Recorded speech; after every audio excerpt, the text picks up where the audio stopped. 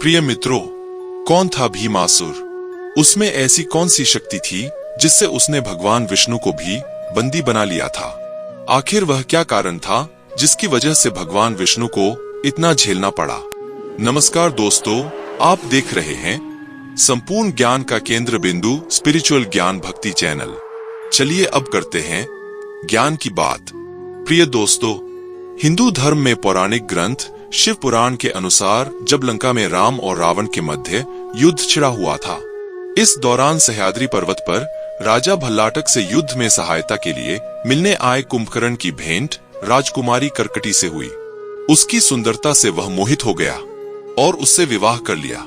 कुछ दिनों बाद जब कुंभकर्ण वापस लंका जाने लगा तो कर्कटी बोली, मैं भी आपके साथ चलती हूँ। इस पर कुंभकर्ण ने कहा कि तुम स्थिति को समझने का प्रयास करो, तुम्हें मैं लंका ले जाने का यह उचित समय नहीं है, क्योंकि इस समय मैं तुम्हें वधू के रूप में लंका लेकर गया तो प्रजा और सेना में विद्रोह हो सकता है।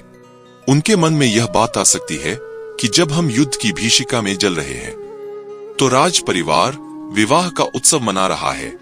फिर कर्कटी ने कहा, ठीक है स्वामी, मैं आपकी प्रतीक्षा करूंगी। उसने कहा, जब आप नहीं लौटेंगे तब तक मैं सह्याद्री पर्वत पर साधारण जीवन व्यतीत करूंगी।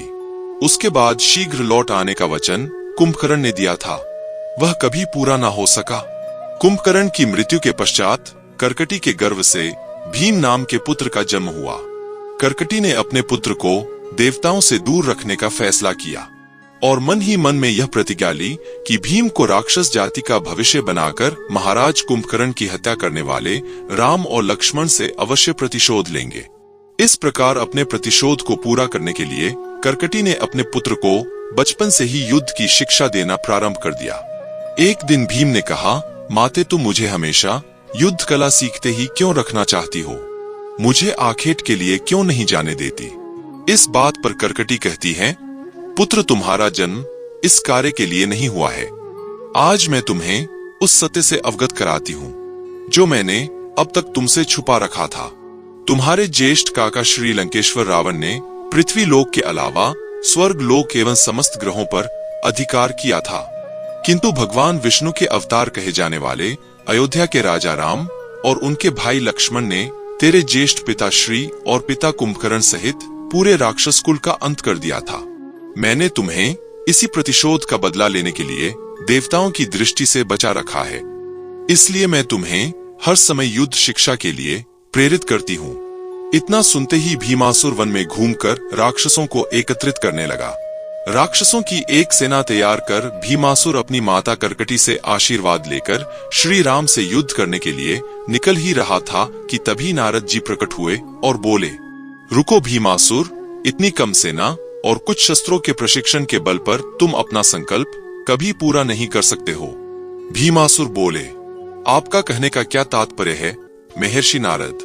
नारद जी बोले, ये वही राम और लक्ष्मण हैं जिन्होंने तुम्हारे शक्तिशाली पिता और तुम्हारे ज्येष्ठ काका को परास्त कर दिया था।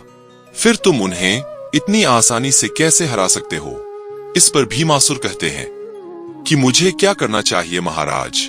नारद मुनि जी कहते हैं, तुम ब्रह्मा जी की तपस्या कर उनसे वरदान प्राप्त करो, वही तुम्हें मार्ग प्रदान करेंगे।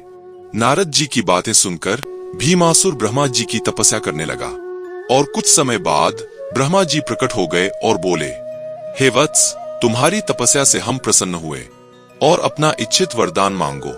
फिर भीमासुर बोला, हे ब्रह्मदेव, मुझे वह शक्ति प्रदान करें जिससे मैं अयोध्या के राजा राम और उसके समस्त साथियों को पराजित कर अपने पिता की हत्या का प्रतिशोध पूरा कर सकूं। फिर ब्रह्मा जी बोले, वह विष्णु अवतार राम है, उन्हें कोई भी परास्त नहीं कर सकता।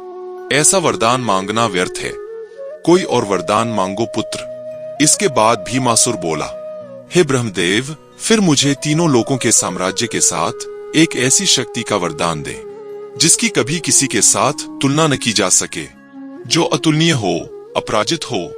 ब्रह्मा जी बोले, हम तुम्हें वरदान देते हैं, तुम तीनों लोकों के स्वामी बनोगे, किंतु कभी तुमने शक्तियों से दुरुपयोग करके शिव भक्तों को सताया तो तुम्हारी मृत्यु निश्चित है। ब्रह्मदेव से शक्ति प्राप्त करने के बाद भीमासुर अपनी सेना के साथ माता कर्कटी से मिलने आता है। और उसकी माता कर्कटी कहती है, इसने अपने प्रतिशोध का बदला लेने के लिए वर मांग कर इस राक्षस कुल के साथ धोखा किया है, इसलिए मैं तुम्हारा त्याग करती हूँ। सेनापति के परामर्श के अनुसार भीमासुर भगवान विष्णु से युद्ध लड़ने की योजना तैयार करता है, जिसके बाद वह देवताओं से लड़ने के लिए स्वर्ग लोक की ओर आक्रमण करता है।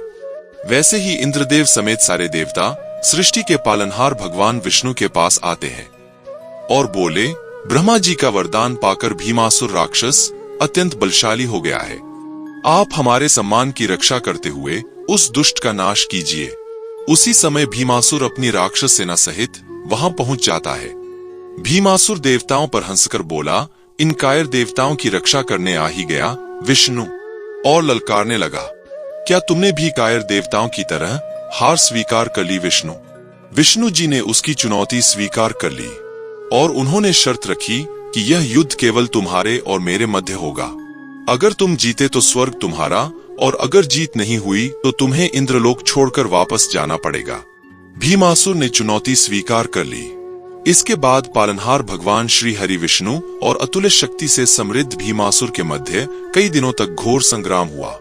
ब्रह्मदेव के वरदानी प्रहार से भगवान विष्णु के लिए भी उन्हें हराना आसान नहीं रहा था। अंततः ब्रह्मा जी के वरदान को सत्य करने के लिए भगवान विष्णु ने भीमासुर के समक्ष उनके द्वारा प्रयोग किए गए पाश से बंध कर अपनी पराजय स्वीकार कर ली। इस प्रकार भीमासुर तीनों लोकों पर अपना अधिकार कायम कर लिया और भगवान विष्णु की हार हुई। दोस्तों, आज के लिए बस इतना ही। मिलते हैं एक और खास वीडियो के साथ। तब तक के लिए जय श्री राम।